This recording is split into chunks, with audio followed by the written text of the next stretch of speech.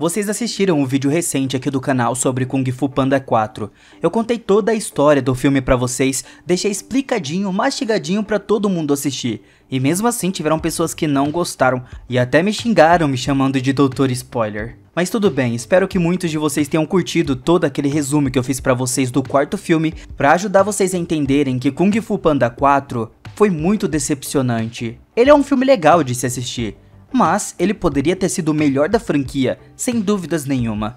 Então, aproveitando todo esse embalo, vamos ver uma outra história de Kung Fu Panda que poderia ter sido muito boa, mas também cagaram em tudo. Essa história começa assim: 4 guerreiros unidos em uma jornada para recuperar as armas mais poderosas do universo e impedir que o mundo seja invadido por um exército de zumbis. Essa é a história da segunda temporada de Kung Fu Panda, o Cavaleiro do Dragão. O dragão guerreiro lutou ao lado do Blade para impedir os dois malévolos feiticeiros, Klaus e Veruca, de unir as 4 armas de Tian Sheng para ressuscitar um exército de mortos-vivos, com o objetivo de dominar o planeta. O destino do mundo estava nas mãos do Po e do seu recém-formado esquadrão de elite. Juntos, eles devem evitar que as 4 armas mágicas caiam nas mãos das doninhas. O quarteto faz a longa jornada até a Índia, lar de Hukmini, para encontrar o resto das armas de Tian Sheng.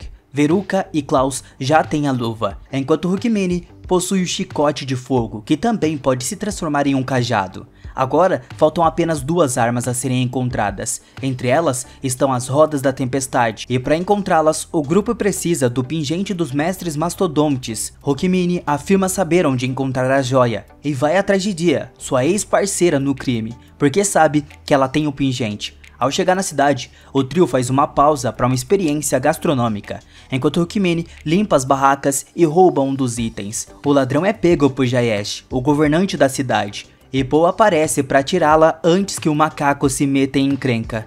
O quarteto se reúne novamente, e Hukmini guia seus colegas até seu antigo esconderijo, onde morava ao lado de Dia. No entanto, ao abrir a porta, ela fica surpresa ao perceber que o lugar foi transformado em um restaurante e centro recreativo para crianças da cidade. Lá, Hukmini encontra Dia, mas o roedor finge não reconhecê-lo. Furioso, o macaco ataca sua ex-parceira e consegue vencer o duelo quando percebe que não será capaz de se livrar de Hukmini. Dia arrasta para a cozinha e confessa que de fato encontrou o pingente dos mestres mastodontes, mas, como não conseguiu descobrir como usá-lo, decidiu vendê-lo. Nesse momento, Blade aparece com o colar e afirma ter encontrado o item que estavam procurando. Dia diz que é apenas uma peça de joalheria comum, mas corre atrás do urso para recuperá-lo. Justo quando Blade estava prestes a jogar o colar no rio, o roedor decide contar a verdade e diz que vendeu o verdadeiro pingente para Jash. O urso devolve o colar para Dia e ela o entrega para o Blade. A ex-ladra diz que encontrou aquele souvenir na sua última missão, mas nunca teve a oportunidade de entregá-lo ao seu parceiro.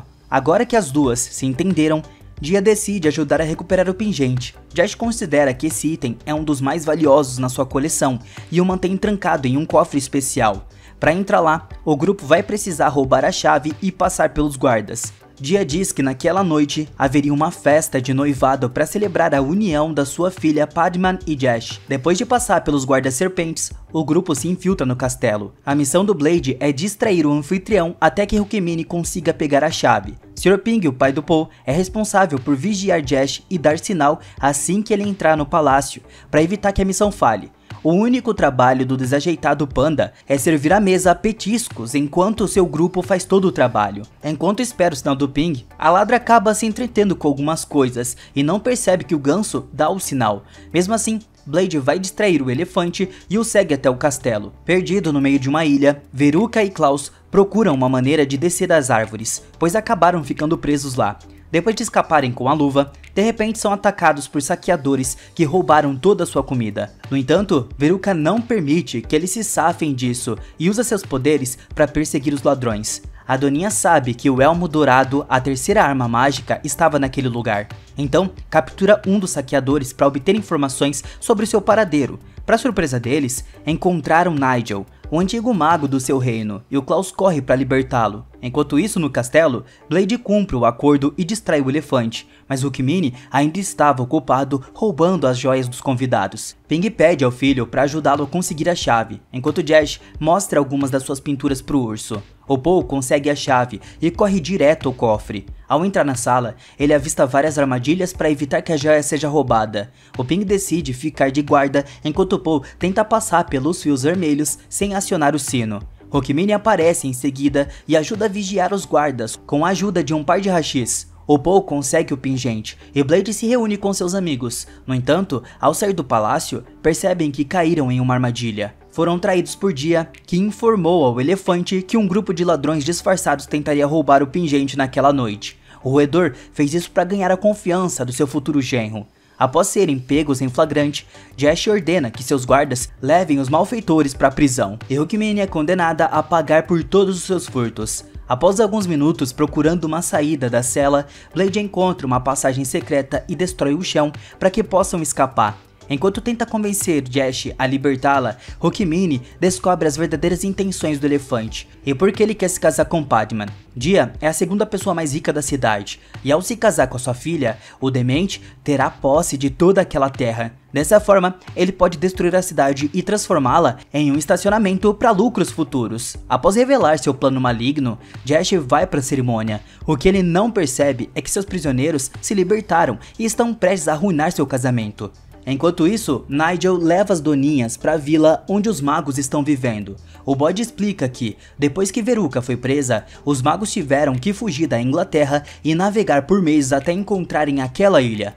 Havia água lá, mas nenhuma das frutas era comestível. Os magos acreditam que morreriam de fome até encontrarem o elmo que controlava o vento, e assim começaram a atrair navios com suprimentos para a ilha. Veruca pergunta onde estava o elmo, e o Nigel diz que o arquimago vai mostrar a ela. Nesse momento, Kyle aparece furioso ao descobrir que a topeira tomou seu lugar. Apesar de saber que sem aquele elmo, todos os magos estariam condenados, Veruca insiste em obtê-lo e estava disposta a usar a luva para alcançar esse objetivo. Pendurada acima de uma fogueira, Hawkman precisará balançar para pegar uma faca e cortar a corda.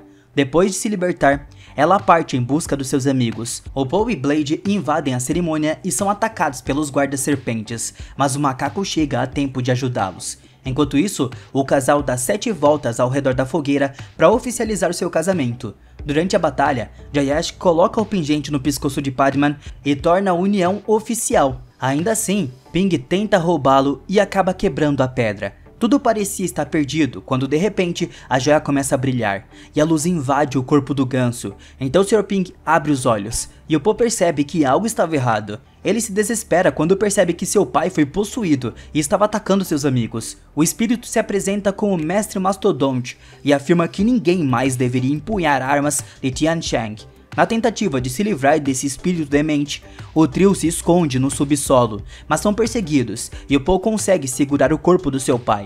Ping estava em uma batalha interna com aquele espírito e finalmente consegue recuperar o controle do seu corpo. No entanto, o espírito do Mestre Mastodonte retorna e vai atrás dos seus inimigos. Hawkman então usa o chicote de fogo para enterrá-lo e ganhar tempo suficiente para si e seus amigos escaparem.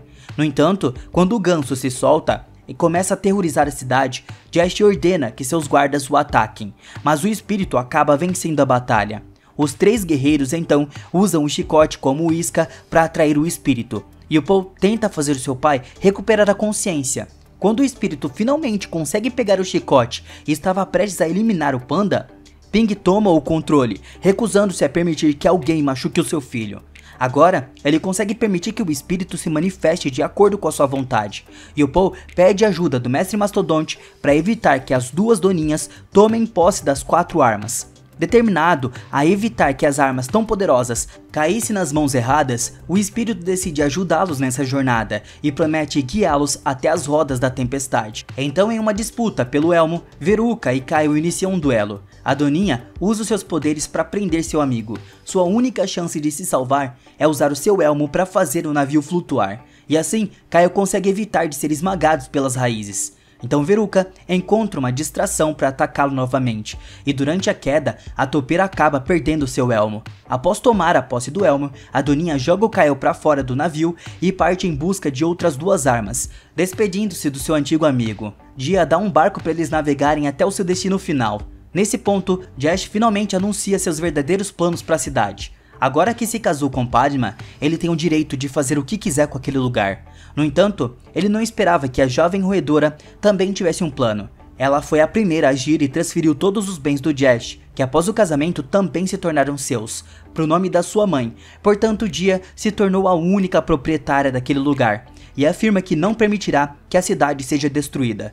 Dias depois, o quarteto estava perdido no meio do oceano, quando Blade encontra a ilha onde as rodas da tempestade estão escondidas. Famintos, invadem uma plantação de cacau, e enquanto se alimentam, são surpreendidos por um grupo de sapos guerreiros. A batalha entre os dois times chega ao fim quando o mestre Mastodonte revela sua identidade, e ordena que os sapos fiquem fora da sua missão.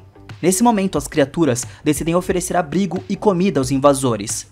Pepel se desculpa por atacá-los e revela que toda a hostilidade foi porque sua fazenda é regularmente saqueada. Segundo ele, os ladrões atacarão naquela noite, e seu grupo armou uma emboscada para capturá-los. Enquanto os anfíbios vão lutar, Poe e seus amigos ficam responsáveis por proteger a plantação de cacau. No entanto, ao avistarem um gigantesco monstro de metal se aproximando, o quarteto decide intervir e acaba interrompendo o plano dos sapos. O escorpião os segue até a floresta, mas o grupo é eventualmente derrotado, pois não consegue penetrar naquela fortaleza de ferro. Pepel então revela seu novo plano, no qual os invasores precisarão arriscar suas vidas para atrair o escorpião diretamente para a armadilha. Dessa forma, eles conseguem capturar a criatura e descobrem que é uma máquina, não um ser vivo. As pegadas indicam que as pessoas que estavam controlando o robô conseguiram escapar, e novos robôs escorpiões aparecem de repente. Uma tempestade se levanta e raios atingem as máquinas. Nesse instante, o mestre Mastodonte descobre que alguém estava usando a sua roda da tempestade. Pepel e seus amigos o conhecem como o protetor da ilha, mas não conhecem sua verdadeira identidade. Na manhã seguinte, o quarteto ajuda Pepel a levar o escorpião para a oficina do seu primo para descobrir quem construiu aquela máquina. Chegando lá, Blade interroga Emick, que conta a história de quando foi salvo pelo protetor. Como os sapos não têm ideia do seu paradeiro, os dois ursos interrogam os outros moradores da cidade para reunir algumas pistas, mas ficam ainda mais confusos. Cada um dos questionados relata uma aparência diferente ao descrever o grande herói daquela ilha, tornando ainda mais difícil encontrar o verdadeiro portador das rodas da tempestade. Poe então afirma ter uma ideia para atrair o protetor, e com a ajuda da sua equipe, leva o escorpião de volta ao topo da colina. Eles pretendem encenar um ataque, mas a máquina para de funcionar, colocando Poe e Hulkmini em perigo real. O panda usa o seu próprio corpo para tentar deter o robô, mas o protetor aparece para salvá-los. Nesse momento, eles se unem para atacá-lo e recupera a arma, mas são derrotados até que o protetor decide partir. Blade e Poe correm atrás dele, mas a criatura se move rápido demais, e a dupla não consegue alcançá-lo. Sua melhor chance é se juntar aos outros moradores da cidade em um estádio onde ocorre um torneio de Pok-Top Hawk. Dessa forma, o grupo pode observar todos para tentar encontrar o verdadeiro protetor. Depois de alguns minutos, eles encontram o possível protetor. Zuma é a governante de Tico e estava sendo cercada por dezenas de guardas. Então o quarteto nem consegue se aproximar dela, portanto desafiam a equipe vencedora do torneio para uma partida. Quem vencer terá a chance de falar com Zuma. Para vencer os Irmãos de Sangue, a equipe do dragão precisará marcar 50 pontos passando a bola pelo ar do oponente. Blade se recusa a participar do jogo, então o resto do grupo entra na arena, e o concurso começa. Ping e Hulkmini logo são derrubados e Poe precisa pegar a bola dos tatus antes que eles vençam a partida. A equipe do dragão já estava perdendo por 15-0, quando o panda vai implorar pela ajuda de Blade. Nesse momento, o urso lhe diz que quando está em uma competição, algo sombrio a domina. Para ajudar a sua equipe, ela decide participar do jogo, mas afirma que depois de libertar essa besta que vive dentro do seu corpo, não poderá se responsabilizar por suas ações. Quando Blade entra em campo, o jogo muda, e os Irmãos de Sangue ficam em desvantagem. Mesmo Hulkmini, membro do seu grupo, leva alguns golpes da guerreira. Blade não consegue conter seus instintos e acaba atacando seus oponentes. Por conta disso, um dos jogadores precisa ser retirado do campo para ser substituído. Um pequeno tatu é chamado para entrar. Poe assume a responsabilidade de mantê-lo longe do seu parceiro para que não seja eliminado. Enquanto conversa com o pequeno Tatu, o panda descobre que os tatus estão competindo porque precisam pedir ajuda a Zuma, pois estão sofrendo com escassez de água na sua vila. Ao escutar isso, o Paul tenta falar com Blade, mas ela o ignora completamente e continua com a sua estratégia no jogo. No entanto, quando tem a oportunidade de aniquilar os seus inimigos, o urso consegue recuperar a consciência e desiste do jogo. Paul estava disposto a deixar os tatus ganharem, mas Hulkmini acaba fazendo o último ponto necessário e dá a vitória para sua equipe. Conforme combinado, a equipe vencedora ganha a chance de falar com Zuma, e é muito bem recebida por ela. Então, Blade afirma saber a identidade do protetor de Tico, e a mestre Mastodonte ataca a tigresa na tentativa de recuperar suas rodas da tempestade. Após parar o ganso, Zuma declara que ela só tem uma roda, pois a outra foi roubada pelo cientista que estava usando a arma para aterrorizar o povo. Portanto, a rainha decidiu criar uma identidade secreta para proteger os residentes da ilha, e se tornou conhecida como Protetora. Blade argumentou que se Zuma não entregar as rodas da tempestade para eles, Veruca logo aparecerá para pegá-las, e não se importará em destruir Tico se for necessário. Ao escutar isso, a rainha decide ceder e afirma que entregará sua roda ao grupo. No entanto, ela só fará isso depois que conseguirem pegar a arma do cientista louco para que ela não possa usá-la contra o seu povo. Então, o grupo parte em busca do inventor que criou aqueles escorpiões e encontra o vulcão que ele usa para forjar as máquinas. Assim que chegam ao local, são recebidos por dois monstros gigantes, mas com trabalho em equipe conseguem derrotá-los. Justo quando estavam prestes a invadir o local, os irmãos Doninhas aparecem no seu navio voador. Hulkmini usa seu chicote flamejante para tentar detê-los, mas Veruca contra-ataca com sua luva, e uma grande explosão acontece. Blade e Paul são arremessados para longe, e toda a equipe não consegue lutar. Vendo seus novos parceiros em perigo, o mestre Mastodonte decide agir e usa seu chicote para capturar Veruca, que tenta se defender com sua luva. Devido ao impacto da explosão, o vulcão começa a rachar e, para surpresa do grupo do dragão guerreiro, um pássaro que estava controlando o escorpião os ajuda a se esconder. Akina guia a equipe por seu laboratório construído dentro do vulcão e usa os escorpiões para levá-los até sua casa. Surpreendentemente, Paul e seus amigos descobrem que Akina mora na mesma vila dos irmãos Tatu, e a única razão pela qual eles roubam comida de outras plantações é porque sua terra é extremamente seca e improdutiva. Ao ver o coelhinho que o Blade carrega, Akina revela que foi ela quem construiu muitos anos atrás. Quando sua vila começou a sofrer com a seca, um cavaleiro apareceu e estava em busca de uma arma lendária. Alf pediu a ajuda de Akina para falar com a rainha, e então descobriram que Zuma era a portadora das rodas da tempestade. Ela usava a arma para roubar toda a chuva, e por conta disso, todas as vilas vizinhas, incluindo a de Akina, viviam em constante seca.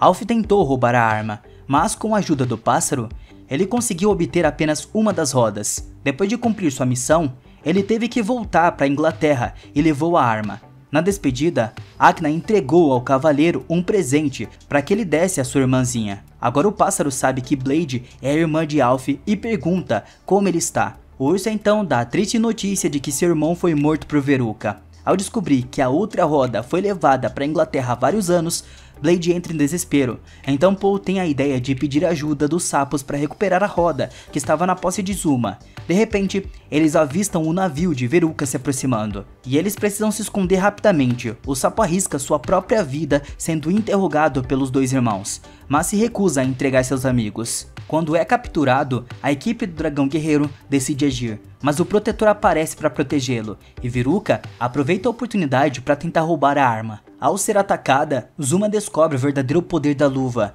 e usa sua super velocidade para roubar as armas de Veruca. Ela então ataca o navio e o lança em direção ao vulcão, sem se preocupar em salvar o sapo ou não, que acaba caindo em cima do Paul. Desesperada por vingança por seu irmão, Blade abandona sua equipe e corre para o vulcão em busca dos dois Doninhas. Depois de desmascarar sua rainha, os sapos decidem se juntar aos seus antigos inimigos e ajudá-los a construir novos escorpiões. Ao chegar ao vulcão, Blade encontra Veruca, mas antes que possa eliminá-la, Klaus aparece, e ela se vê em desvantagem. O urso decide se esconder e os dois irmãos começam a caçá-la. Quando ela consegue recuperar sua espada, Blade os ataca com toda a sua fúria e captura Klaus. O urso afirma que fará Veruca sentir a mesma dor que ela causou a seu irmão. Mas na verdade é que a maga não se importa com o seu irmão e usa seus poderes para escapar, deixando Klaus para trás. No entanto, em vez de eliminar seu inimigo, Blade decide deixá-la viver e ordena que ele fique longe dela, sabendo que terá que enfrentar um oponente que possui 3 das 4 armas de Tian Shan. O mestre Mastodonte tenta acessar seus antigos poderes, mesmo sabendo que isso colocará a vida de Lupin em perigo. Quando perdeu seu verdadeiro corpo, o mestre perdeu sua conexão com os elementos da natureza, e o Paul pede a ele que ensine a se conectar com todos os elementos para que seu pai não corra perigo. No entanto, o Mastodonte se recusa a treiná-lo, alegando que o panda não é forte o suficiente para acessar todo esse poder. Paul então desafia o mestre para um duelo, e se vencer provará ser digno. Durante a luta, o mestre consegue controlar o trovão, mas o ataque do panda faz com que ele seja expulso do corpo do Ping. Quando retorna à vila, Blade percebe que um exército de escorpiões estava pronto para o combate, e o mestre Mastodonte foi expulso do corpo do Ping. Agora, seu espírito reside no Paul, e toda a tropa marcha em direção ao palácio de Zuma.